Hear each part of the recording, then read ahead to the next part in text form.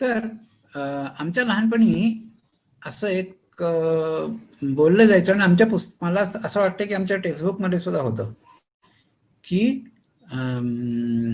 झाडांमुळे जंगलांमुळे पाऊस पडतो.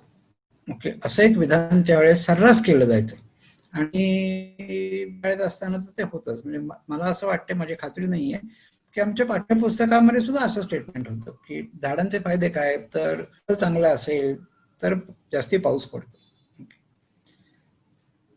तर ते गेलं. म्हणजे ते आज आज आता खूप चांगली मान्सून मॉडेल्स आहेत, कारण सॅटेलाइट डेटा आहे. आणखी मग लोक निराळ्या गोष्टींबद्दल बोलतात. मग सेंट्रल इंडियन टेम्परेचर मे मध्ये किती असतं, मग ते एल निनो तिकडे काय होतं बोललं.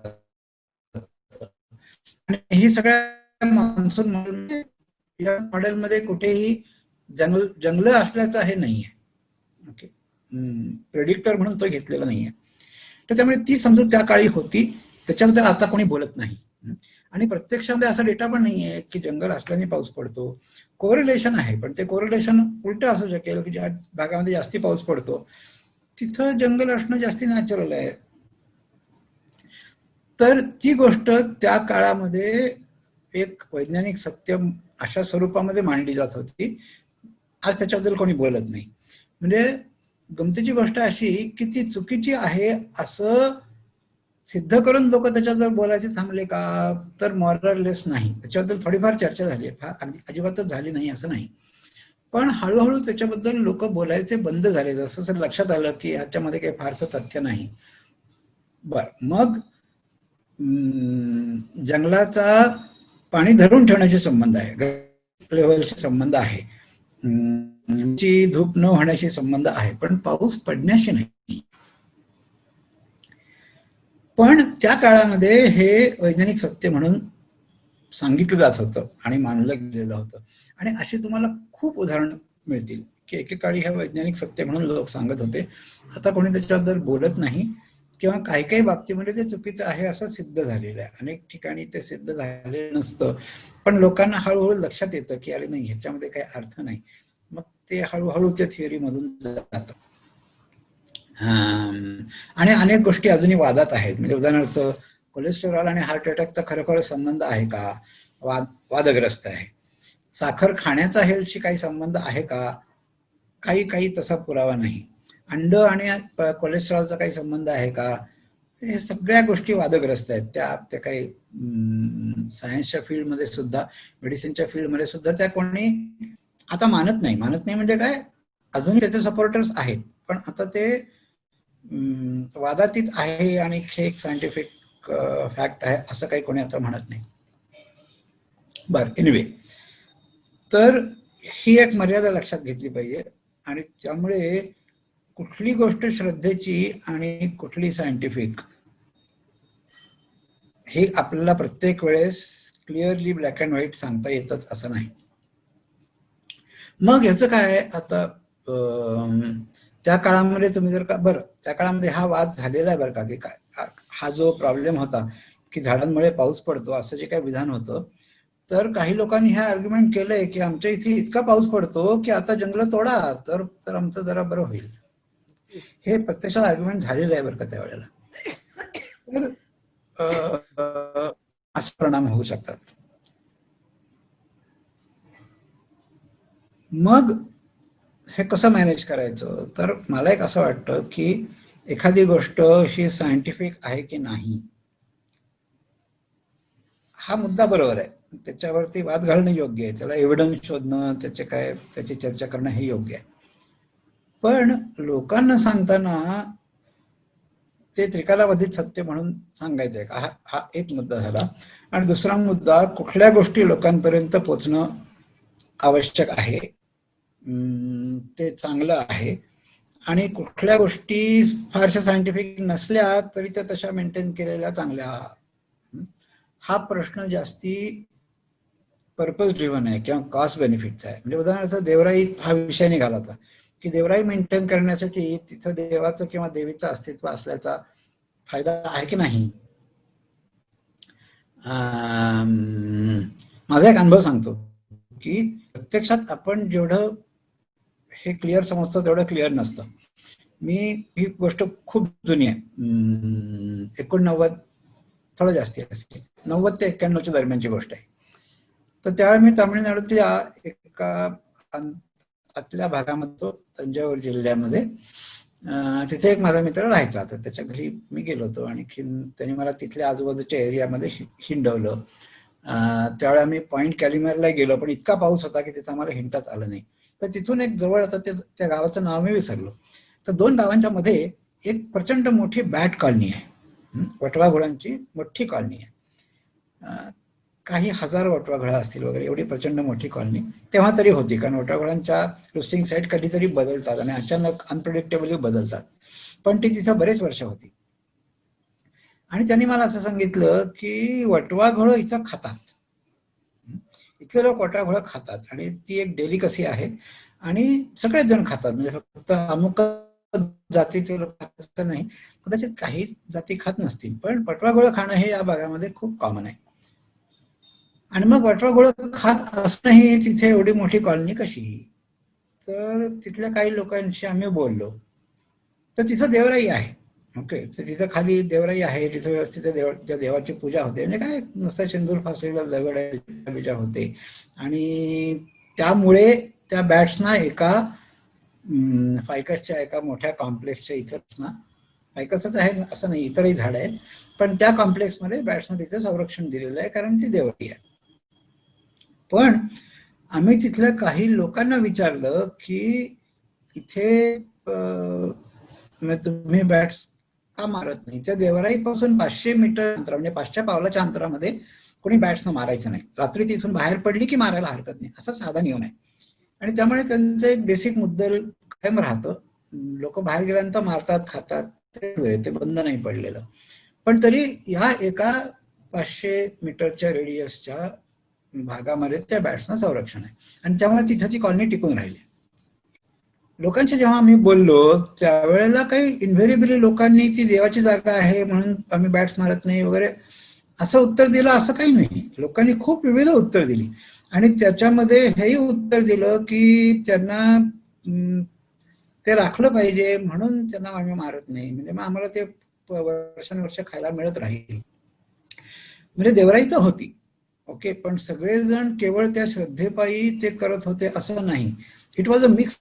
म्हणजे लोकांना कुठेतरी त्याचा व्यावहारिक उपयोग किंवा कॉन्झर्वेशन रिलेटेड व्हॅल्यू ही पण कळत होती आणि तिकडे देवराई पण होती. त्या दोन्ही गोष्टी होत्या. हा, आणि मग एकानी आम्हाला अगदी फार काय वाईल्ड लाईफ प्रोटेक्शन ऍक्ट बद्दल सुद्धा ऐकवलं की हे पण आहे म्हणून आम्ही मारत नाही. सगळ्या स्तरातल्या गोष्टी त्यांना माहिती होत्या आणि ती देवराई होती. म्हणजे जेव्हा आपण असं म्हणतो की लोक हे श्रद्धेमुळे करतात, तेव्हा ती प्युअर श्रद्धेमुळेच असतं असं नाही. खूप वेगवेगळ्या लेव्हलचं अंडरस्टँडिंग वेगवेगळ्या माणसांमध्ये असतं आणि त्याचा तो एक कॉम्प्लेक्स जी काही शेवटी सोशल बिहेवियर जे येतं ते या सगळ्या गोष्टींच्या कॉम्प्लेक्स मधून येतं. आणखीन एक उदाहरण सांगतो की हे मी कदाचित बोललो असेल, कारण हे माझं खूप आवडतं उदाहरण, मी ते अनेक वेळा अनेक ठिकाणी बोलतो आणि त्याच्यामध्ये एक कॉन्ट्रास्ट आहे. तर तो कॉन्ट्रास्ट असा की एक त्यातली आफ्रिकन कुंग सोसायटी मधली ही डॉक्युमेंटेड गोष्ट आहे.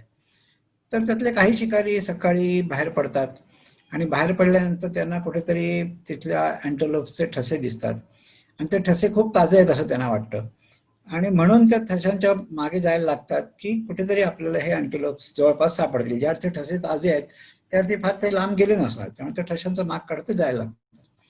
मध्ये जाता जाता एका ठिकाणी त्यांच्यामधला एक अनुभवी माणूस त्या ठशांकडे नीट बघतो, आणखीन मग ते ठसे फॉलो करायचे सोडून देतात. आता ही सगळी गोष्ट आहे अँथ्रोपॉलॉजिस्टच्या निरीक्षणाखाली झालेली आहे. अँथ्रोपॉलॉजिस्ट मागे एका अंतरावरून त्यांचं सगळं बिहेवियर पाहत होते. तर नंतर त्यांना जेव्हा विचारलं की तुम्ही असं का केलं, ते पावलांचा माग काढणं एकदम सोडून का दिलं, त्यांचं म्हणलं की साधी गोष्ट आहे की कुठेतरी आम्हाला त्या अँटेलोपच्या हूफ मार्क्सच्या वरून उंदरांची पावलं चालत गेलेली दिसली. ओके. आणि उंदीर नाट्य झालंय, ज्या अर्थी उंदरांची पावलं ह्याच्या पावलांच्या वरती होती त्या अर्थी हे खुरांचे ठसे कालचे असणार, ते आजचे असणं शक्य नाही.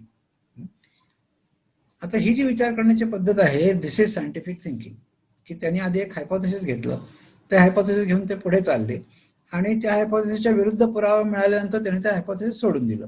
ही अगदी खूप क्लिअर गोष्ट आहे आणि त्या रिचर्ड ली आणि बाकीच्या लोकांनी याच्याबद्दल लिहिलेलंही आहे आणि they have sed that this is scientific behaviour, this is scientific logic, की त्यांनी एक हायपोथेसिस घेतलं, त्या हायपोथेसिस घेऊन ते पुढे गेले, विरुद्ध पुरावा मिळाल्यानंतर त्यांनी त्या हायपोथेसिस सोडून दिलं. याच्या एक्झॅक्टली उलट गोष्ट आपल्याला आता सायन्समध्ये दिसते, की खूप हायपोथेसिस ही फॉल्सिफाय झालेली असून सुद्धा लोक ती सोडून द्यायला तयार नाहीत. म्हणजे उदाहरणार्थ साखर कंट्रोलला आणल्याने डायबिटीसची कॉम्प्लिकेशन टळत नाहीत, हे कित्येक क्लिनिकल ट्रायल्स पडून आता अगदी व्यवस्थित स्पष्ट झालेलं आहे. पण तरी अजून डायबिटीसची ट्रीटमेंटचा फोकस काही बदलायला तयार नाही. याचा अर्थ असा की म्हणजे आता so people in science are not following the scientific principal.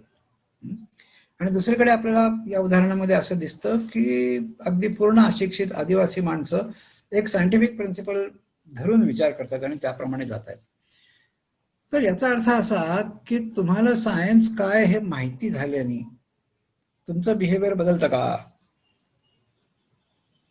कशामुळे बदलतं? अर्थात ही दोन्ही एक्स्ट्रीम एक्झाम्पल्स आहेत ना, हे जनरलाइज करू नका की सगळे आदिवासी असे असतात आणि सगळे सायंटिस्ट असे असतात, असं नाही. पण माझ्या बोलण्याचा अर्थ असा की या सिनेरिओमध्ये सुद्धा तुम्हाला अनपेक्षित उदाहरण दिसतं, त्या सिनेरिओमध्ये सुद्धा तुम्हाला उलट अनपेक्षित उदाहरण दिसतं.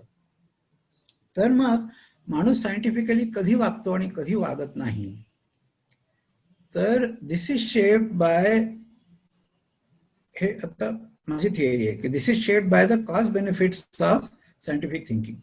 ओके. सायंटिफिक थिंकिंग जर का बेनिफिशियल असेल, लॉजिकल थिंकिंग जर का खरंच बेनिफिशियल असेल, तर अशिक्षित माणूस सुद्धा लॉजिकली विचार करतो. आणि ज्या वेळेला सायंटिफिक मेथड तुमच्या फारशा फायद्याची नसते त्यावेळेस तुम्ही ती गुंडाळून माळ्यावर टाकता. आता या दोन उदाहरणांमध्येच परत असं आहे की समजा त्यांनी ते उंदरांचे ठसे पाहिल्यानंतर त्यातून काही बोध घेतला नसता आणि ते तो माग काढत राहिले असते, तर त्यांचा अख्खा दिवस वाया गेला असता आणि काहीच झालं नसतं, कारण ते ठसे कालचे होते. म्हणजे आज तो ग्रुप जवळ असेल अशी अपेक्षा करण्यात काय अर्थ नाही. अख्खा दिवस एनर्जी सगळं वाया गेलं असतं, हातात काही मिळालं नसतं. आणि त्यामुळे ते सोडून देणं हे फायद्याचं. याच्या उलट जर का आपण आता मेडिसिन मधली स्थिती पाहिली की डायबिटीसच्या फील्डमध्ये सगळा सावळा गोंधळ आहे. एक गोष्टी चुकीच्या आहेत हे प्रयोगांनी किंवा डेटानी दाखवलेलं आहे, पण ते सोडलं तर काय करायचं हे कोणाला माहित नाही. ते तुम्ही नाही सोडलं, तुम्ही चुकीची गोष्ट जरी धरून चाललात तरी त्याला पगार मिळतच राहतो, तुमचं फंडिंग येतच राहतं, तुमचे पेपर पब्लिश होतच राहतात. त्यामुळे असं नका चुकीचं, कोणाचं काय बिघडलं. म्हणजे here the cost benefits of the situation do not favour scientific thinking. आणि त्यामुळे माणूस या कॉस्ट बेनिफिटचा डेफिनेटली विचार करून त्याच्याप्रमाणे वागतो. आणि त्यामुळे तुम्हाला जर का अंधश्रद्धा नको असतील तर केवळ विज्ञान काय आहे हे सांगून उपयोग नाही. त्या ज्या सिच्युएशन आहेत, ज्या सिच्युएशन मध्ये कोणीतरी त्याचा फायदा घेतं आणि तो कोणाला तरी फायदा आहे म्हणून ती गोष्ट प्रॉपगेट केली जाते. त्याचा फायदा सगळ्यांना असेल असं नाही, काही लोक दुसऱ्यांचा गैरफायदा घेत असतील, पण कोणाला तरी फायदा आहे म्हणून ते प्रोपगेट होत आहे. तर तो फायद्याची सिच्युएशन, ती कॉन्टेक्स्ट आपल्याला जर का बदलता आली की या नको त्या समजुतींना काही फायदा मिळणार नाही, तर ते समजुती जातील. केवळ तुम्ही सत्य सांगितले ते समजुती जातील असं काही मला वाटत नाही. मग कुठल्या समजुती जायला हव्यात आणि कुठल्या जायला नाही गेला तरी चालतील. ओके, हा विचार आपण करत असतो. म्हणजे उदाहरणार्थ गणपती बसवावा का नाही, कोणी अंधश्रद्धा निर्मूलन ह्याच्याबद्दल काही बोलत नाही, कारण गणपती बसवण्यामध्ये कोणाचा तोटा आहे किंवा त्याच्यामधून काहीतरी सामाजिक अन्याय होतोय किंवा असं नाहीये. जी गोष्ट इतर अनेक बाबतीमध्ये आहे, म्हणजे ती देवती प्रथा ही अन्यायाची आहे, त्यामुळे त्याच्या विरुद्ध बोलणं योग्य आहे, बोललंच पाहिजे, ती चळवळ म्हणून केली पाहिजे. पण गणपती बसवा, तुम्ही नास्तिक असाल तर नका बसवू, आस्तिक असाल तर बसवा, त्याने कोणावर काय अन्याय नाहीये किंवा तळपट होत नाहीये, तर मग ती सायंटिफिक नाहीये असं म्हणून ती प्रायोरिटी नाहीये. तर ही गोष्ट आपण करत असतो, आणि ही जर का एक्सटेंड केली तर मग हा विचार मूळ असला पाहिजे की कुठल्या गोष्टी घालवणं ही प्रायोरिटी आहे, कुठल्या गैरसमजुती, कुठल्या चुकीच्या श्रद्धा घालवणं ही प्रायोरिटी आहे, कुठल्या यांचा कदाचित थोडाफार उपयोग पण आहे. उपयोग असेल तर असे नका.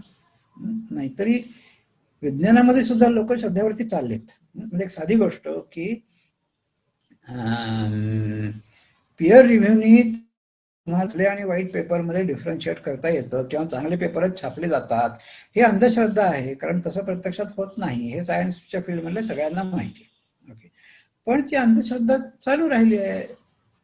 ओके, आतापर्यंत जे काही स्टडीज झालेत प्रत्यक्षात पियर रिव्ह्यू कसा चालतो याच्यावरती, प्रत्येक स्टडीने हे सांगितले की याच्यामध्ये बायसेस आहेत आणि बायस फ्री अशी एकही सिस्टीम आतापर्यंत सापडलेली नाहीये. पण ते चाललंय ह्याचं कारण ह्याच्याहून जास्ती चांगली सिस्टीम अजूनही कोणाला दाखवता आलेली नाहीये किंवा सुचली नाहीये किंवा ती जास्ती आपल्याला प्रॉफिटेबल आहे असं वाटलेलं नाहीये लोकांना पुरेसं. आणि त्यामुळे सगळ्यांना माहितीये की हे व्यवस्थित चाललेलं नाहीये, खूप फ्लॉज आहेत, खूप बायसेस आहेत, खूप लोकांच्यावर अन्याय पण होतोय किंवा चुकीच्या गोष्टी प्रोपगेट होत आहेत किंवा व्यवस्थित चांगले केलेले एक्सपेरिमेंट सुद्धा पब्लिश नाही होऊ शकत आहेत, सगळ्यांना माहिती आहे. पण तरी त्या श्रद्धेवरतीच अजूनही सायन्स उभा आहे.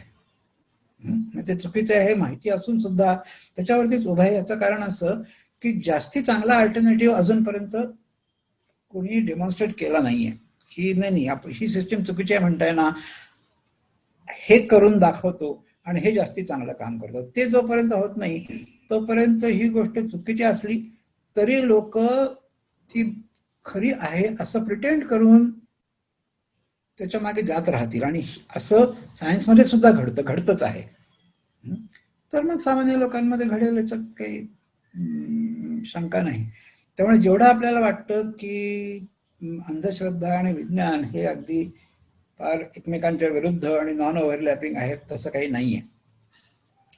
मग हा मुद्दा महत्वाचा की त्याचे परिणाम काय आहेत आणि ते परिणाम डिझायरेबल आहेत, न्यूट्रल आहेत का वाईट आहेत. ज्याचे परिणाम वाईट असतील त्याच्यावरती प्रहार केले पाहिजेत, आणखीन त्याचं निर्मूलन करण्याचा प्रयत्न केला पाहिजे. न्यूट्रल असतील त्याच्यावरती काय फारसे लक्ष नाही दिलं तरी चालेल.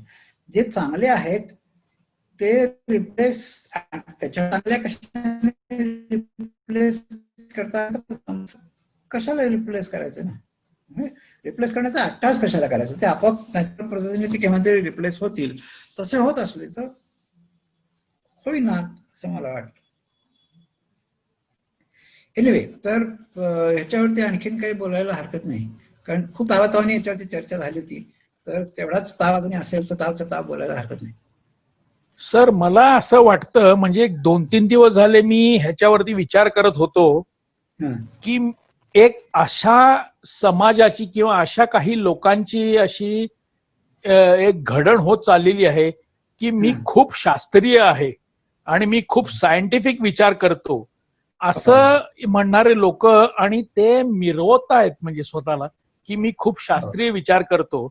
त्याच्यावरती मी विचार करताना मला असं वाटलं की सायन्स सुद्धा कम्प्लीट नाहीये आणि 100% ते बरोबर आहे असं नाहीये, कारण ते स्थल काल स्थावर आहे. की सायन्स जरी अल्टिमेटली 100% ट्रूथ असलं तरी ते आपल्याला कळलेलं, आपल्या वेळेमध्ये कळलेलं सायन्स हे पूर्णपणे सत्य आहे असं नाही. ह्याचं उदाहरण असं की जेव्हा लाईट म्हणजे प्रकाशाचा शोध लागला की पहिल्यांदा कोणीतरी म्हणलं की तो पार्टिकल्सनी बनलेला आहे, त्याला नोबेल मिळालं. कोणीतरी म्हणलं की तो वेव्स मचा आहे, त्याला नोबेल मिळालं. मग तिसरा शोध असा लागला की पार्टिकल आणि वेव्स असं दोन्ही मिळून तो बनलेला आहे, त्यालाही नोबेल मिळालं. त्यामुळे सायन्स आपल्याला आपल्या आयुष्यामध्ये कळलेलं हेच सत्य आहे हे काही मला बरोबर वाटत नाही. कारण ते सतत इव्हॉल्व्ह होतंय आणि नवीन नवीन त्याच्यामध्ये शोध लागतायत. आणि एक असा समाज तयार झालेला आहे की मी सायंटिफिकली विचार करतो म्हणजे खूप काहीतरी भारी आहे असं एक झालेलं आहे. पण ते सत्य नाहीये. म्हणजे की आपल्याला कळलेलं सायन्स हे सत्य नाहीये असं मला वाटतं. की त्याच्यात नवीन नवीन शोध लागतायत, नवीन नवीन त्याच्यामध्ये हे येत आहेत. तर असं एक मला वाटतं की बाबा की हे की आपल्याला कळलेलं म्हणजे रिलेटिव्हिटी वरती पण लोक आता कॉमेंट्स करतायत की रिलेटिव्हिटी हे सगळ्याला ऍप्लिकेबल नाहीये, किंवा डार्विनचे नियम आहेत ते पूर्णपणे सत्य नाहीयेत. काही स्पीशीज त्याच्या टोटली अगेन्स्ट जात आहेत डार्विनच्या नियमाच्या सुद्धा. सो एक असा एक वेगळा कल्ट तयार होतोय का की मी खूप सायंटिफिक आहे आणि मी सायंटिफिक खूप विचार करतो म्हणजे मी काहीतरी बाकीच्यांपेक्षा वेगळा आहे, असं एक काहीतरी नवीन तयार होतोय. हा, फक्त हे नवीन नाहीये हे हे आणि फक्त सायन्स मध्ये असं नाही, हे सगळ्या फील्डमध्ये असतं. म्हणजे मी असं बघितलंय की आणि मी पण त्या फेज मधून गेलोय की शास्त्रीय संगीत ऐकायचं. तर मी खूप लवकर ऐकायला लागलो, त्यामुळे मी त्या फेज मधून बाहेर पण लवकर आलो. परंतु ते आल्यानंतर मी जे पाहत होतो की मला शास्त्रीय संगीत समजतं याचा एक काहीतरी असा प्रचंड पगडा घेतलेली माणसं असतात आणि ती जिथं जिथं आपल्याला ते दाखवता येईल तिथं दाखवण्याचा प्रयत्न, हे प्रत्येक फील्डमध्ये आहे. म्हणजे फक्त सायन्स मध्येच आहे असं नाही. हो, तर नक्कीच नाही. हा, तर अशी एक फेज येते. त्या फेज मध्ये अडकून राहणं हे चांगलं नाही. म्हणजे तुमची प्रगती झाली पाहिजे आणि तुम्हाला पुढे कळलं पाहिजे की प्रत्येक गोष्टीच्या जशा मर्यादा आहेत तशी सायन्सची सुद्धा मर्यादा आहे. आणि असं नाहीये की मला एवढं समजलं म्हणजे मला सगळं समजलं. पण ही एक फेज येते माणसाची आणि ती अनेक कारण. आता स्पेसिफिक टू सायन्स लोक कशाला समजतात, तर तुम्ही त्यातले शब्द वापरायला सुरुवात केली की तुम्ही सायंटिफिक बोलताय असं असं खूप आहे. हे सुद्धा मी म्हटलं तसं प्रत्येक फील्डमध्ये, क्लासिकल म्युझिकच्या ह्याच्यामध्ये सुद्धा ते शब्द यायला लागले ना की लोकांना वाटायला लागतं की अरे मला हे कळायला लागलं बरं का, राग ओळखता यायला लागला, ताल ओळखता यायला लागला. हे साध्या साध्या गोष्टींपासून माणसाला त्याचं असं हे जाणवायला लागतं आणि मग ते दाखवण्याचा मोह होतो की अरे बघा मला हे समजतं, मला ते समजतं, मी यांना ऐकलंय, मी त्यांना ऐकलंय. प्रत्यक्षात काही समजत असतं अशातला भाग नाही, पण ते दाखवण्याची हौस असते. तर एक तर हे खूप मोठ्या प्रमाणावरती शब्दांमुळे होतं. तुम्ही ते शब्द वापरायला लागलात की त्या शब्दांची एक नशा असते आणि त्याच्यामध्ये माणूस गुंग होतो. आणि त्याच्या पुढे जाऊन मग या पुढच्या गोष्टी आहेत की कुठलं हायपोथेसिस हे कधी कोलॅप्स होऊ शकतं, ते खूप वर्ष, कदाचित 10-20 वर्ष राहून मग कोलॅप्स होत असेल. काही काही आल्या कोलॅप्स होत असतील, पण कुठलंही हायपोथेसिस हे कुठल्या तरी कॉन्टेक्स्ट मध्ये कोलॅप्स होऊ शकतं. त्यामुळे आपण आता जे पाहतो they are models and they are working models. That is not the ultimate truth. आणि in fact science never claimed to discover ultimate truth. जी काही फिलॉसॉफी आहे सायन्सची आतापर्यंतची ती अशी आहे की वी मेक वर्किंग मॉडेल्स. म्हणजे मग ही सूर्यमालिका कशी चालते ह्याचं एक वर्किंग मॉडेल आमच्याकडे आहे. त्या वर्किंग मॉडेलमध्ये त्याचे काही नियम आहेत, मग त्या ग्रहांच्या गती अशा आहेत. प्रत्यक्षात त्या वर्किंग मॉडेलपेक्षा खूप जास्ती कॉम्प्लेक्स गोष्टी घडत असतात. म्हणजे शाळेत आपण फक्त सूर्य आहे आणि त्याच्या भोवती पृथ्वी फिरते आणि ती अगदी गोल नाही, ती थोडीशी लांबट गोलामध्ये फिरते एवढं आपण सांगतो. पण त्या पृथ्वीच्या याचं पण रोटेशन आहे, तिचा जो काही ऍक्सिस आहे तो ऍक्सिस सुद्धा स्टेबल नाही. The axis also moves around itself.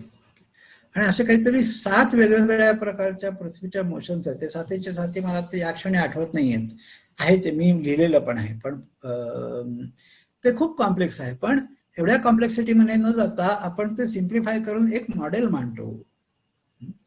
आणि science consist of these working models. मग एका स्टेजला ऍटम हे गोळे असतात, कारण तुम्ही गोळे हे वर्किंग मॉडेल घेऊन एक्सप्लेन करू शकता. सो ऍटम्स हे गोळे असतात. दुसऱ्या एका लेवलला गेलो तर गोळे नसतात, मग त्याच्यामध्ये न्यूक्लियस असतो आणि मग ते प्रोटॉन न्यूट्रॉन्स असतात आणि मग त्याच्यावरती इलेक्ट्रॉन्स फिरत असतात. हे एक मॉडेल झालं. मग त्या मॉडेलने तुमचं जिथं कान भागत नाही तिथं मग तुम्ही म्हणता की नाही इलेक्ट्रॉन क्लाउड आहे, आणखी मग ते प्रोबॅबिलिस्टिक आहे आणि अमुक तमुक. ओके, म्हणजे ही मॉडेल्स आपण बदलत जातो. Which one of them is true?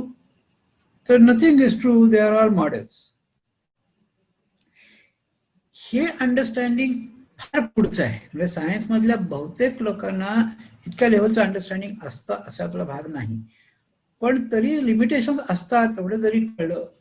आणि आज जे बरोबर वाटतंय आपल्याला ते कदाचित नवीन पुरावा मिळाला तर मला सोडून द्यावा लागेल, एवढी एक जाणीव मात्र नक्की असावी. पण याच्या उलट आता सामान्य माणसाचं कसं असतं सांगतो की they expect ultimate truth from you. म्हणजे मग काय एवढं सायन्स म्हणता आणि एवढी गोष्टी तुम्हाला निश्चित सांगता येत नाही. तर अनेक गोष्टी निश्चित नाही सांगता येत. आता उद्या पाऊस पडणार आहे की नाही एवढं सुद्धा निश्चित नाही सांगता येत. याचा अर्थ मान्सूनच्या मागे काही सायन्स नाहीये का? तर असं नाही. तर देर इज इनहेरंट स्टोकॅस्टिसिटी देअर, आणि त्या स्टोकॅस्टिकमुळे मला निश्चित सांगता येत नाही. याचा अर्थ मला त्याच्या मागचं सायन्स समजलं नाही म्हणून निश्चित सांग. पण ही गोष्ट लोकांना माहित नाही. म्हणजे लोकांचं आजचं बरंचसं अपेक्षा अशी आहे की तुम्ही सायन्स बद्दल बोलताय ना तर तुम्ही आम्हाला निश्चित काहीतरी सांगितलं पाहिजे. नक्की सांगा की हा करोना व्हायरस हा हवेतनं पसरतो का, हातातून पसरतो का, आणखीन कशातून पसरतो. नाही नक्की सांगता येत, किंवा रादर अशी एकच हे नाही आहे, पसरण्याचे अनेक मार्ग आहेत आणि ते अनेक प्रकाराने पसरत असेल. पण नाही, लोकांची अपेक्षा असते की सांगा की तो हवेत नाही येणार का नाही येणार. तर म्हणजे मूळ प्रबोधन या गोष्टीबद्दलच झालं पाहिजे की सायन्स कडून आपण कुठली गोष्ट एक्सपेक्ट करायची, कुठली नाही करायची. उद्याचं जास्ती चांगलं असणार आहे, उद्यापेक्षा परवाचं जास्ती चांगलं असणार आहे. तर हेही असतं. सॉरी, धनेश्री बोलतीये. हेही एक असतं की सायन्स आहे ना, मग ह्या गोष्टीला एकच उत्तर, तुम्ही हेही उत्तर असू शकेल आणि हेही उत्तर असू शकेल असं सांगितलेलं पण पचत नाही. किंवा सायन्सच्या बाहेरची उत्तर असू शकतील किंवा नसूच शकतील असंही पटत नाही. तर म्हणजे कारण आपण ज्या पद्धतीने शिकवतो ना की शाळेपासून की ह्या प्रश्नाला हे उत्तर आणि ते उत्तर लिहिलं तरच बरोबर, नाही तर तितपत आहे ते.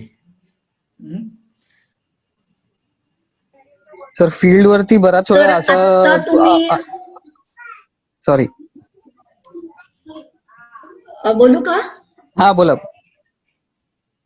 सर, देवराईचं जे उदाहरण आता तुम्ही घेतलं, तर आता ठिकठिकाणी असं दिसतंय की लोकांची अंध नको म्हणायला, लोकांची श्रद्धा ही डळमळीत होत चालली आहे आणि त्यामुळे देवराया आक्रस होत चालली आहे. म्हणजे ती ऑलरेडी डळमळीत झालेली आहे. मग अशा वेळी त्यांना सांगायला नको का की देवराई नष्ट केल्यामुळे तुमची श्रद्धा वगैरे राहू देत, पण देवराई नष्ट केल्यामुळे तुमचे हे हे हे तोटे होतील, की तुमचे पाण्याचे स्रोत आटतील, अमुक होईल, धूप होईल मातीची. त्यावेळेस त्यांना हे सांगायला पाहिजे ना. तर नाहीतर काय होईल, म्हणजे माझं म्हणणं एवढंच आहे की मुद्दाम जाऊन तुमची ही अंधश्रद्धा आहे याला काही अर्थ नाही असं कशाला सांगायचंय. चांगलंच होतंय, त्याच्यामुळे देवरायांचं संरक्षण होत आहे. पण जेव्हा ती डळमळीत होतीये आणि नुकसान होऊ लागलेलं आहे त्यावेळेस त्यांना सांगायला पाहिजे की तुमच्या श्रद्धेचा भाग हा वेगळा आहे, पण हे हे हे सत्य आहे. हे का नाही सांगायचं त्यांना? पण ते तुम्हाला त्यांच्यापेक्षा जास्त माहिती आहे. तर याही गोष्टी लोकांना व्यवस्थित माहिती असतात. म्हणजे झाडांचं काय व्हॅल्यू आहे, झाडांमुळे काय होतं, बरोबर आहे, लोकांना व्यवस्थित माहिती असतं. पण त्यांना काही वेळेस जागृत करणं गरजेचं असतं. असंही लक्षात येतं. नाही, जागृतीचा नाही प्रश्न तो. लोकांना सगळ्यांना सगळं माहिती असतं. त्याच्यामधले फोर्सेस काय आहेत, सोशल पॉलिटिकल फोर्सेस काय आहेत, तिथे रस्ता करण्यामध्ये कोणाला पैसा मिळणार आहे, आणि मग त्याच्या विरुद्ध बोलण्याची बाकीच्यांची काय पॉलिटिक्स तिथलं कसं आहे, याच्यावरती ते सगळं असतं. म्हणजे त्यांना काय माहिती आणि काय माहिती अशा वेळेला जर एखाद्या विषयच नसतो. अशा वेळेला जर एखाद्या गावाची एकी झाली आणि त्यांनी खरोखर नुकसान होण्यापासून वाचलं तर त्याचा फायदाच होईल ना. बरोबर. म्हणजे मग इथे तुमचा मुद्दा आहे तो सोशल मेकिंग प्रोसेसचा आहे, सायन्सचा नाही. म्हणजे मग त्यांची ग्रामसभा ऍक्टिव्ह आहे का, ते एकत्र येऊन लोक विचार करतात का, लिडरशिप, लोकल लिडरशिप आहे का, ती कशी आहे, हे सगळं डायनॅमिक त्याच्यामध्ये जास्ती महत्वाचं आहे. लोकांना असं वाटतं की त्यांना ज्ञान दिलं की ते सगळे सुधारतील. पॉलिटिक्स आणि त्या सगळ्याला तोंड देण्यासाठी त्यांना जर समजलं का देवराई आपल्या गावाच्या इथली जी आहे ती वाचवणं आपल्याच साठी फायद्याचं आहे, तर ते नक्कीच, म्हणजे नक्की नाही म्हणत, पण एक ती शक्यता निर्माण होते की देवराई वाचू शकेल. एवढाच त्या म्हणण्यातला आहे. पण तुम्ही सांगितलं नाही तर त्यांना ते माहिती नसतं असं तुम्हाला वाटतं का? माहिती असतं, काही लोकांना माहिती असतं, काहींना नसतंही, सगळेच. पण त्यांना एकत्र होण्यासाठी हे एक जर सांगितलं हे तर नक्कीच त्याचा फायदा होतो. नाही तर ते पॅसिव्ह राहतं त्यांचं. जे तुम्ही जे म्हणता आहात की त्यांनाही माहिती असतं, तर ही त्यांची जी माहिती असते ती ऍक्टिव्ह होण्यासाठी ते एकदा ते जागा करणं गरजेचं असतं असं आता दिसून येतं. बरोबर. त्यामुळे हा प्रश्न तिथल्या सोशल डायनामिक्स आहे. म्हणजे तुम्ही त्यांना माहिती सांगण्यापेक्षा तुम्ही त्यांना बरोबर घेऊन एक गट निर्माण केला, एकी निर्माण केली तर त्याचा जास्त फायदा होणार आहे. आणि एक एकवाक्यता येण्यासाठी ते कधी कधी उपयोगी पडतं अशा तऱ्हेचं त्यांना सांगणं, असा एक अनुभव आहे. तर त्यांना सांगण्याचा फारसा उपयोग होत नाही याचं कारण असतं, म्हणजे नुसतं तुम्ही जाऊन काही उपदेश करून परत आलात तर त्याचं कारण जेव्हा एखादा माणूस त्यांच्याकडे येतो त्यावेळेला त्यांचा पहिला प्रश्न असतो की हा काय हेतूने आला असेल बरं, काय हवं असेल बरं. आणि ज्या अर्थी हे एवढे इंटरेस्ट घेऊन राहिलं त्या अर्थी त्यांचाच काहीतरी फायदा आहे असंच वाटतं त्यांना. अगदी रिॲक्शन त्यांची आपली पण असेल. आपल्या दारावर जर का कोणी आला तर आपल्याला पहिल्यांदा असं वाटतं की बघा हा काहीतरी विकायला आलाय, तर कोणी आपल्याला ज्ञान देण्यासाठी आपल्या दारावर येईल अशी आपली पण अपेक्षा नसते. त्यांची कशी असेल?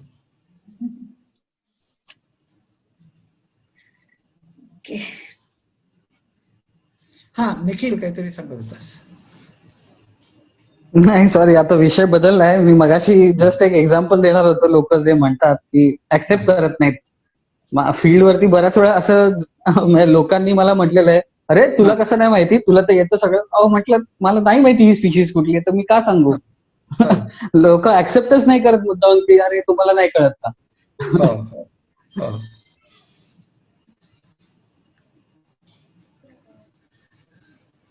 सर, ग्रुपवर जो तुम्ही प्रश्न उभा केला होता त्याचं उत्तर शेवटी काय असेल, म्हणजे आपण निर्णय कसे घेतो? मी सांगितलं ना की त्याच्यामध्ये माणूस शेवटी आपलं कॉस्ट बेनिफिट खूप डिटेलमध्ये कॉस्ट बेनिफिट अनालिसिस प्रत्येक माणूस करत असतो.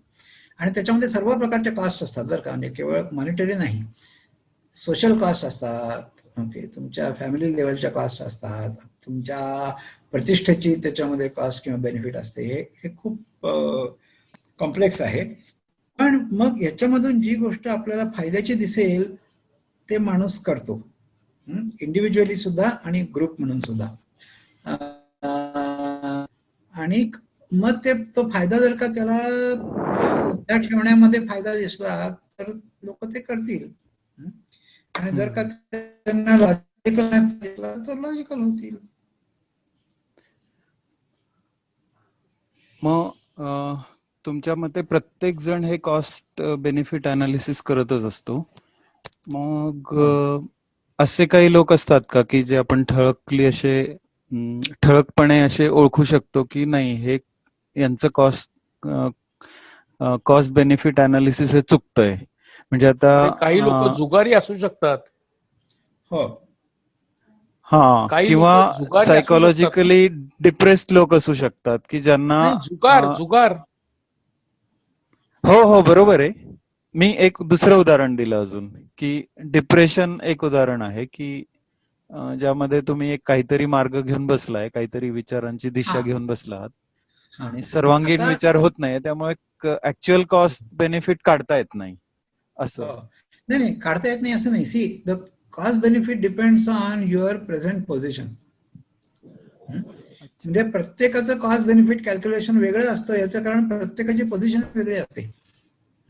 जी गोष्ट एका माणसाच्या फायद्याची असेल ती तशीच दुसऱ्याच्या फायद्याची असणार नाहीये. त्याचं कॅल्क्युलेशन वेगळं आहे. बरं.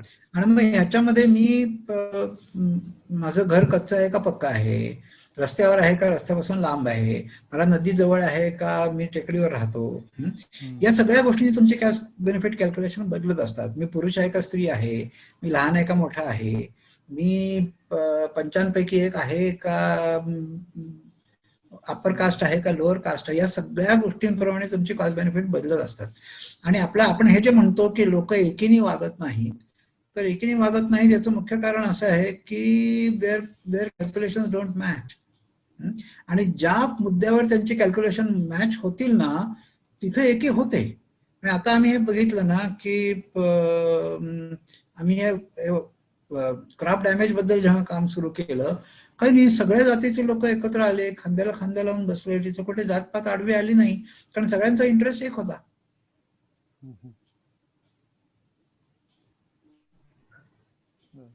सर, शॉर्ट टर्म बेनिफिट्स आणि लॉंग टर्म बेनिफिट्स, यामध्ये शॉर्ट टर्म बेनिफिट्स या विचारशैलीमध्ये जास्त प्रेफर केले जात असतील का?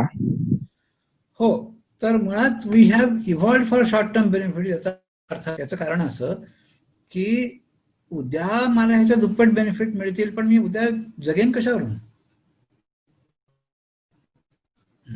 म्हणजे you multiply that benefit by your probability of being able to enjoy that benefit. आणि त्यामुळे जेवढं पुढचं तेवढी ती प्रोबॅबिलिटी कमी होत जाते ना. आणि ही प्रोबॅबिलिटी आजचा लाईफ स्पॅन धरून नाही, माणसाचा अँसेस्ट्रल लाईफ स्पॅन धरून ती प्रोबॅबिलिटी कॅल्क्युलेट केली पाहिजे. आणि त्यामुळे फार लांबचा बेनिफिटचा विचार करणं हे आपल्या नेचरमध्ये नाहीये. कारण we are in a way, आता बाकीच्या मॅमल्सची तुलना केली तर we are fairly long lived as a human species. आणि ते जे बॉडी साईज आणि लाईफ स्पॅनचं कोरिलेशन आहे ना, त्या कोरिलेशन पेक्षा, त्या रिग्रेशन लाईफ पेक्षा माणसाचा लाईफ स्पॅन खूप जास्ती आहे.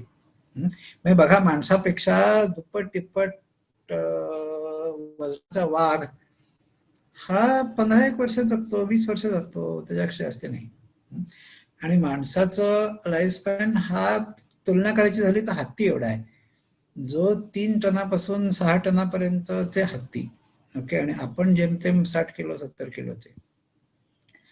तर आपल्या 50 पट वजनाच्या मॅमलच्या बरोबरीने आपला लाईफ स्पॅन आहे. म्हणजे मुळात खूप जास्ती आहे.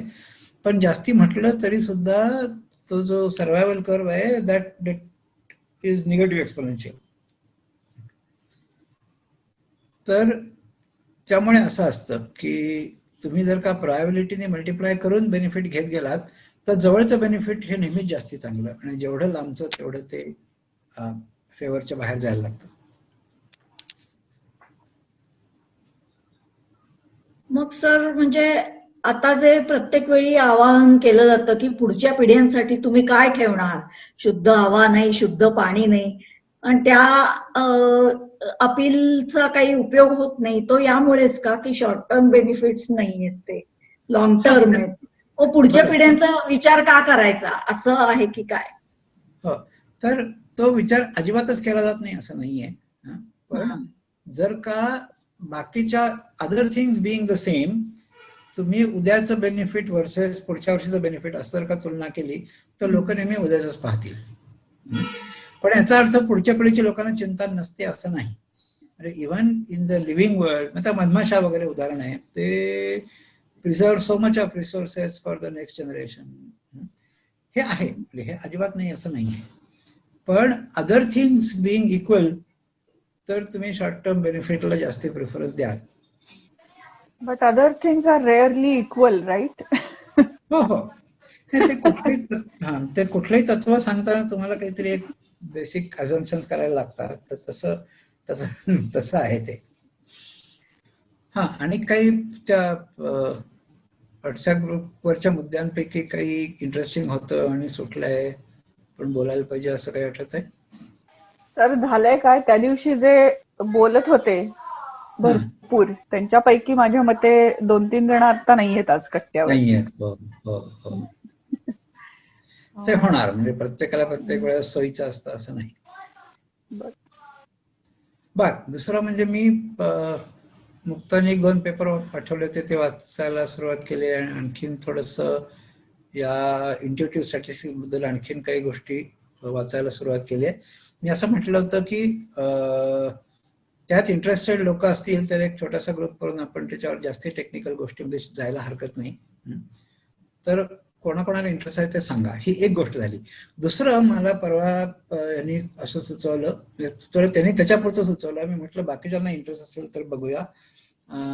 प्रमोद पाटील मला असं म्हणला की मला स्टॅटिस्टिक्सचे कन्सेप्ट शिकायचे आहेत, तर मला शिकवा. मी म्हटलं ठीक आहे, शिकवेल, तर माझा आवडताच विषय आहे, पण एकाला शिकवण्याऐवजी 4 जण असतील तर जास्ती चांगलं, आणि अगदी सुरुवातीपासून घेणार, पण कन्सेप्च्युअली घेणार. म्हणजे टी टेस्ट कशी करायची तर मी अजिबात घेणार नाही.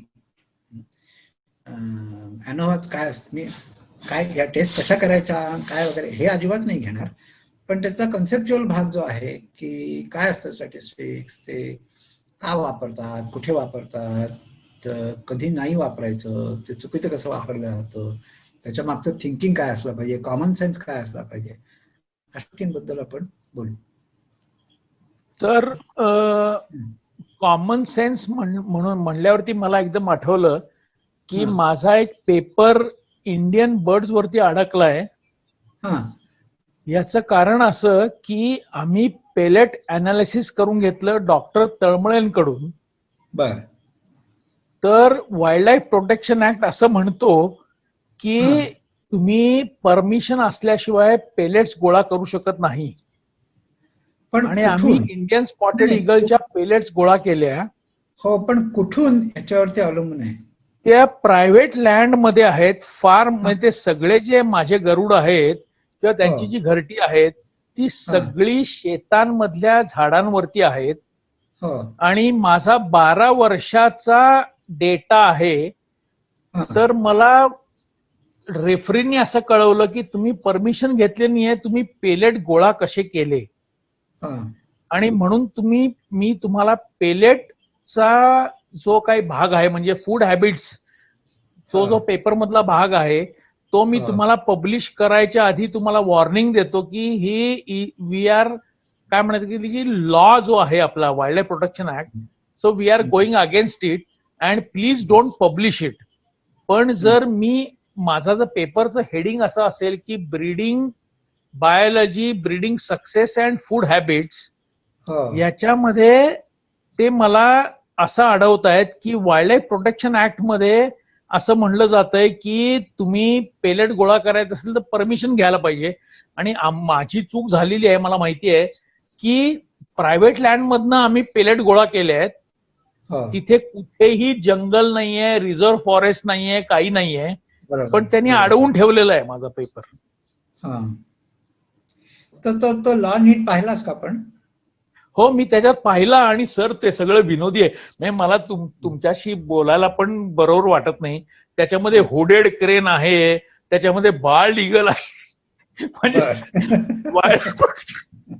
म्हणजे मला तुम्हाला ते सांगणं पण शक्य नाहीये, कारण इतका अतिशय घाणेरडा ड्राफ्ट केलेला कायदा आहे तो, किंवा जो मी वाचला वाईल्ड लाईफ प्रोटेक्शन ऍक्ट, त्याच्यामध्ये होडेड क्रेन, बाळ लिगल वगैरे काय वाटेल ते आहे सर. पण त्याच्याबद्दल काय म्हणतात ते म्हणतात की तुम्ही परवानगी घेतली नाही तर आम्ही पब्लिश करू शकत नाही. ते नाही ऍक्ट काय म्हणतो?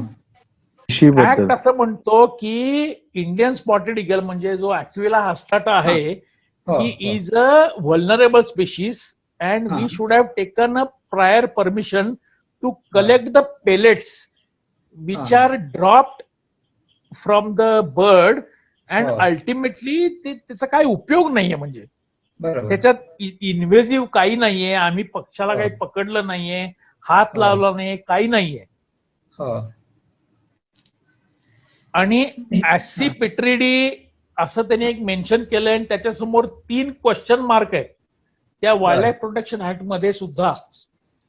पण पब्लिशर घाबरतोय इंडियन स्पॉटेड इंडियन बर्डचा, की तो म्हणतो की नाही ते WPA तुम्ही ते करायला पाहिजे होतं, परमिशन घ्यायला पाहिजे होती. पण आता हे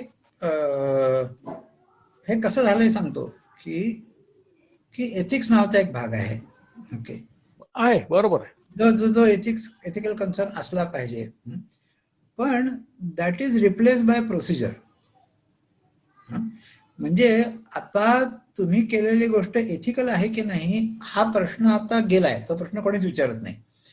तुम्ही प्रोसिजर प्रमाणे गेला की नाही, this has replace the ethics question. आणि त्यामुळे एथिक्स गेलंच आता खड्ड्यात, त्याच्याबद्दल कोणी काही बोलत नाही. प्रोसिजर फॉलो करता की नाही हा प्रश्न झालाय. आणि हे फक्त वाईल्ड लाईफच्या बाबतीत नाही, हे सगळे ह्युमन स्टडीज म्हणजे केवळ मेडिसिन नाही तर सोशल सायन्स स्टडीज मध्ये सुद्धा आता असे खूप बंधनं आली आहेत की तुम्ही ते अमुक केलं का, तमुक केलं का, मग अमुक कमिटी होती, मग त्या कमिटीची परमिशन घेतली का, हे प्रचंड प्रमाणात वाढलंय. नुसतं एवढंच नाही तर आम्ही एक रिव्ह्यू केला होता बरं का, की अनेक पेपरमध्ये काय म्हटलंय ते आम्ही एकत्र करून लिहिलं. तर त्या रिव्ह्यूला सुद्धा आता एक प्रोसिजर आहे आणि तो रिव्ह्यू सुद्धा तुम्हाला रजिस्टर करायला लागतो की आम्हाला असा रिव्ह्यू करायचा आहे, हे आधी रजिस्टर करा. आता आमचं असं झालं होतं की आम्ही दुसऱ्या विषयामध्ये काम करत असताना हे पेपरमध्ये आले आणि याच्यामध्ये काही खूप इंटरेस्टिंग गोष्ट आहे आणि ही कोणी अजूनपर्यंत मांडलेली नाही, म्हणून आम्ही त्या सगळ्या पेपरचा एकत्र केलं. आणि ते एकत्र केल्यानंतर आमच्या लक्षात आलं की अरे मांडण्यासारखं याच्यामध्ये काहीतरी आहे. आणि मग आम्ही तो रिव्ह्यू म्हणून लिहायला घेतला, तेव्हा लक्षात आलं की रजिस्टर करायला पाहिजे. मग ते आम्ही रजिस्टर पण केलं. मग त्याच्यावरती आता कॉमेंट अशी आली आहे की तुम्ही रजिस्टर करायच्या आधीच रिव्ह्यू केलेलं दिसतंय. मग हे बरोबर, मग त्याच्यावर आम्ही त्याला प्रामाणिक उत्तर लिहिलं की आमचा मूळ उद्देश हा या रिव्ह्यूला सुरुवात करण्याचा नव्हता. वेगळ्या विषयावर काम करत असताना अचानकपणे हा विषय समोर आला आणि ऑलरेडी तोवर आमचा रिव्ह्यू झालेला होता. मग तरी आम्ही रजिस्टर केलं आणि आता आम्ही त्याच्यावरती लिहितोय. आता तात्पुरतं तरी त्यांचं समाधान झाल्याचं दिसतं. पण अशा म्हणजे हे शेवटी रिच्युअलिस्टिक झालंय सगळं. मूळ हेतू बाजूला राहिला. एथिक्स हा मूळ हेतू असायला पाहिजे, तो चांगला आहे. पण procedures have replaced ethics completely. आता तुम्ही एथिकल आहात की नाही हा प्रश्न कोणी विचारतच नाही, तुम्ही प्रोसिजर फॉलो की नाही एवढंच विचारतात. सर मी का अडून राहिलोय की 12 वर्ष एकतर आम्ही त्याचा रिलिजियसली अभ्यास केला आणि आम्ही कधीही व्हिज्युअली ह्या गरुडांना मासे खाताना बघितलं नाहीये, पण त्यांच्या पेलेट्स मध्ये फिश स्केल्स मिळालेत आम्हाला. बरोबर, नाही असंच होतं ना, तुम्हाला नेहमी नवीन गोष्टी ह्या सेरेंडिपिटसली मिळतात आणि त्या सेरेंडिपिटसली मिळाल्या तर रिपोर्ट करता येत नाही, कारण तुम्ही आधी परमिशन घेतलेली नसते, कारण तो हेतूच नसतो तुमचा बघण्याचा. त्यामुळे आता जी प्रोसिजर्स आहेत ना, त्या प्रोसिजर्सना सायन्स कसं चालतं हे टोटली माहीत नसलेल्या लोकांनी प्रोसिजर घातलीत की काय अशी मला शंका येते. वास्तविक बऱ्याचशा घातलेल्या आहेत सायंटिस्टनीच, पण त्याच्यामध्ये गृहीत असं धरलेलं आहे की सायन्स गोज लिनियरली, की तुम्ही आधी एक प्रश्न विचारता, मग एक हायपोथेसिस करता, मग त्या हायपोथेसिसचे प्रेडिक्शन्स करता, मग एक्सपेरिमेंट डिझाईन करता, मग त्याचा रिझल्ट घेता. असं नसतं.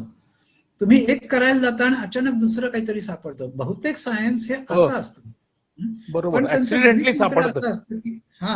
पण तुमचं गृहीत मात्र असं असतं की तुम्हाला काय शोधायचंय तुम्हाला आधीच माहिती होतं, मग त्याप्रमाणे तुम्ही गेलात आणि मग तसं तुम्हाला जायचं होतं तर आधी परमिशन का नाही घेतली.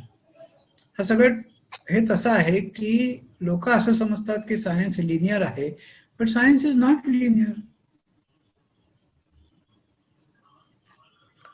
ह्या सगळ्या गोष्टींमध्ये मला स्वतःला असं का वाईट वाटतं की एशियन बर्ड लाईफ नावाची एक संस्था आहे ती पेपर पब्लिश करायला तयार आहे, पण मला इंडियन बर्ड्स मध्ये करायचं कारण ती आपली भारतातल्या लोकांनी चालू केलेली संस्था आहे.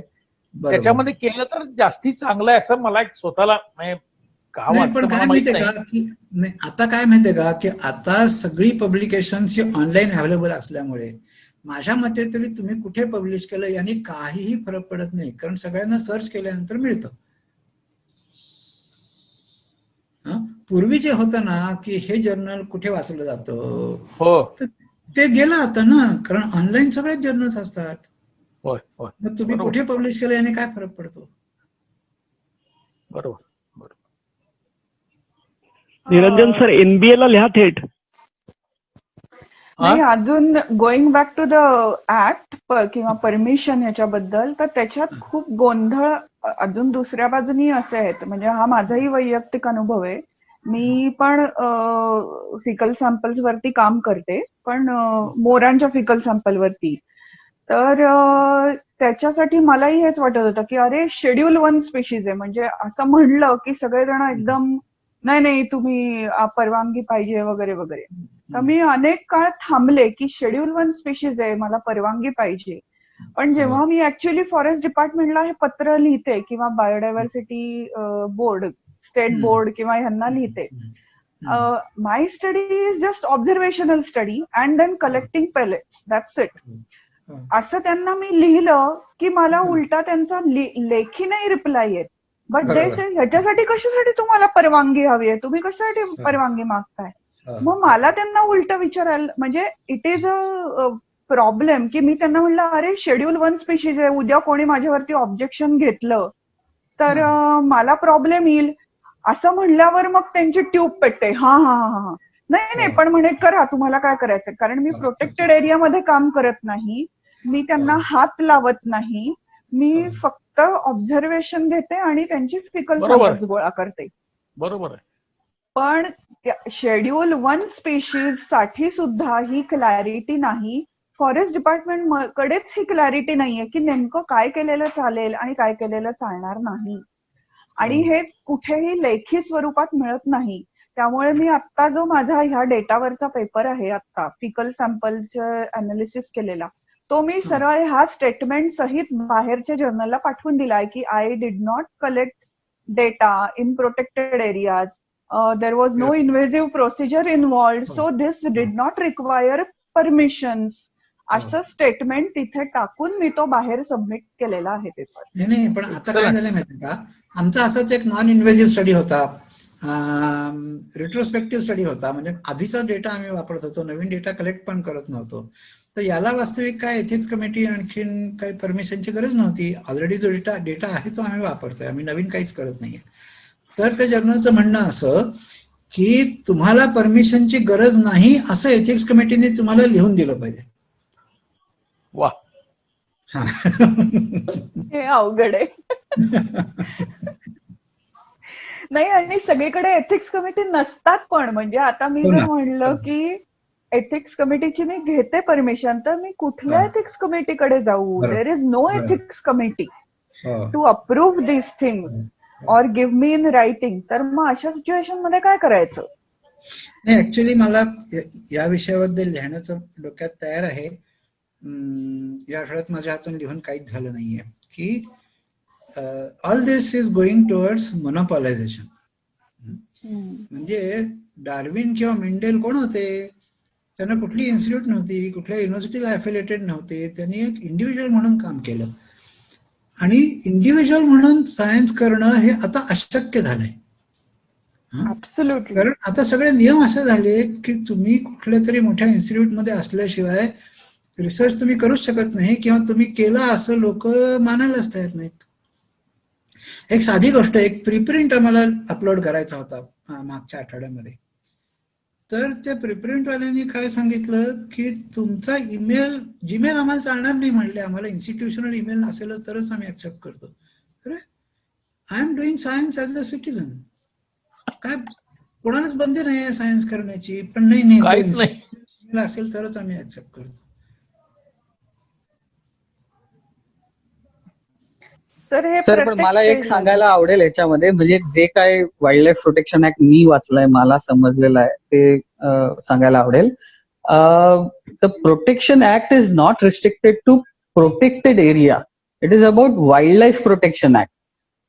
फॉर एक्झाम्पल, आपण स्वतः लावलेलं झाड, आपल्या कॅम्पसमध्ये लावलेलं झाड आपल्याला जर मोठं झाल्यानंतर तोडायचं असेल तर त्याची परमिशन म्युन्सिपालिटी किंवा कॉर्पोरेशन कडून घ्यायला लागते. Okay, same way any natural wild life, त्या झाडाची पाचोळा गोळा करण्यासाठी नाही परमिशन घ्यावी लागत. हा बरोबर आहे, पण मी इथे दुसरं सांगतोय की see difference, we have to understand that what is the difference between pets, stray और wildlife. So any, for example, sparrow जरी आपल्या घरात आली किंवा बटरफ्लायनी अंडर जरी आपल्या बागेतल्या झाडावरती दिलं, still it is a wild life. You cannot collect even the जे मोल्ड टाकतात, ती मोल्ड टाकलेली पण कलेक्ट करायला परमिशन नाहीये खरं तर by law, because it is about wildlife and not protected area. It is outside wildlife also. आणि शिवाय याच्या बाहेर जाऊन I think biodiversity law also says something similar to this. हे मला कळलेलं आहे, म्हणजे I am not sure. Okay, biodiversity लॉचं कसं आहे माहितीये का, की लोकल लोकांना त्याच्यावरती राईट्स आहेत. म्हणजे तुमच्या गावाच्या आजूबाजूला जे काय आमकी झाड आहेत त्याची फळं गोळा करायची, त्याचा मुरंबा घालायचा का ते जाळून टाकायची, हा डिसिजन तिथल्या ग्रामसभेला घेण्याचा अधिकार आहे. बाहेर बट ते प्रोटेक्टेड एरियात नाहीये, नाही रिझर्व्ह फॉरेस्ट मध्ये. नाही, हे सगळीकडे आहे. नाही सर, ऍक्च्युअली जर का प्रोटेक्टेड एरियामध्ये जर पाहिजे असेल ना तर चीफ वाईल्ड लाईफ वॉर्डनची परमिशन लागते, तेव्हाच एनटीएफपी किंवा मायनल प्रोड्यूस वरती काम करता येतं. कारण मी आता आदिवासींबरोबर काम करतो, I am facing the same problem. तर मला चीफ वाईल्ड लाईफ वॉर्डन कडून ती परमिशन घ्यायला लागते. हा आता झगड्यामधली गोष्ट आहे. त्याच्यावरती नाही, पण ज्या ठिकाणी गावांचे राईट्स, कम्युनिटी फॉरेस्ट राईट्स मान्य झाले आहेत त्या ठिकाणी गावांना तो अधिकार आहे. हा, कम्युनिटी फॉरेस्ट राईट मध्ये ते बरोबर आहे. Yes yes. नाही इव्हन ठीक आहे, म्हणजे आता प्रोटेक्टेड एरियाज मध्ये नाही, परंतु एरवी संपूर्ण देशभर जी काही बायोडायव्हर्सिटी आहे त्या ठिकाणी त्या ग्रामसभांना ते अधिकार आहेत की आपल्या गावाच्या एरियामध्ये समजा एखादा रिसोर्स असेल, बाहेरचा माणूस येऊन त्यांच्या परवानगीशिवाय तो गोळा करून घेऊन जाऊ शकत नाही, त्यांना रोखण्याचे अधिकार आहेत. पण तुम्ही काय करायचं ते ठरवण्याचे अधिकार त्या गावाला आहेत. अबाउट द काय आपण म्हणू त्याचे प्रॉडक्ट्स. ओके, म्हणजे फळं, पानं गोळा तोडणं हा टोटली वेगळी गोष्ट आहे बरं का. बरोबर. फॉर एक्झाम्पल हे तोडण्याची इक्विव्हॅलंट नाहीये ना. नाही, बरोबर बरोबर. निखिल, अरे ते पेलेट्स आम्ही गोळा केले नाही तर एनिवे पावसामध्ये विरघळून ते गडपच होणार आहेत ना. पण मुद्दा तो येतच नाहीये ना खरं तर. त्याचं काय होणार आहे is not there lookout also. ते त्यांना त्यांची फरक पण नाही पडणार आहे खरं तर, आहे की नाही. कारण इंटरेस्टिंग काय आहे की मासे सुद्धा हे खातात गरुड, हे इंटरेस्टिंग आहे ना जास्ती. हो, अर्थात. की जे आम्ही कधीही 12 वर्षाच्या ऑब्झर्वेशन मध्ये बघितलं नाहीये की ते नाल्यामध्ये उतरून मासे खातायत, पण त्यांच्या पेलेटमध्ये माशाचे स्केल आलेले आहेत. करेक्ट. तसं बघायला गेलं तर हे फॉरेस्ट डिपार्टमेंटला त्यांचे लॉ भरपूर साऱ्या लोकांना माहिती नसतात. फॉर एक्झाम्पल, प्लेबॅक करणं इलिगल आहे ते फॉरेस्ट डिपार्टमेंटलाच माहिती नाहीये. रादर लोकांना तर माहिती जाऊ देत, पण डिपार्टमेंटला पण माहिती नाहीये. मी शेवटी जेव्हा आम्हाला प्रोटेक्टेड एरियाज मध्ये आम्हाला बोर्ड लावायचे होते नो प्लेबॅक पॉलिसीचे, तेव्हा आम्ही त्यांना लिहून दिलं. म्हटलं वाईल्ड लाईफ प्रोटेक्शन ऍक्ट मध्ये एक्सटेंडेड डेफिनेशन ऑफ हंटिंग मध्ये स्पष्ट लिहिलेलं आहे, any apparatus or instrument used to lure an animal, that means you are hunting. So technically it is illegal. हे आम्हाला पटवून सांगायला लागलं. आणि याच्या अंडर ऍक्च्युअली बर्ड फीडर्स आणि नेस्ट बॉक्सेस पण येतात, पण स्वतः फॉरेस्ट डिपार्टमेंट बर्ड फीडर आणि नेस्ट बॉक्सेस सेल पण करते. नाही, मला माझ्या याच्यामध्ये जिथं ताडोबाची इथं जिथं माझी लँड आहे, तर त्या भागामध्ये आजूबाजूला सॉल्ट लिक्स कुठेही नाही आहेत. आणि हे माझ्या लक्षात आलं होतं की या ठिकाणी सॉल्टचा खूप मुळात डेफिशियन्सी आहे. मला सॉल्ट लिक बनवायची होती, पण मला असं लक्षात आलं की मी ती नाही बनवू शकत. जरी माझ्या जागेवर असेल तरी ती सॉल्ट लिक मी तिथे नाही बनवू शकत, कारण that comes under this. Yes, true true. Sir, पण तुम्ही सॉल्ट टाकलं तर कोण बघायला येणार आहे? हो ना, तो वेगळा गोष्ट आहे. तुम्ही ते यांना त्या मार्गाने करू शकता, पण ते पब्लिश नाही ना करू शकत. हा परत तुझ्याच मुद्द्यावर आलो आपण.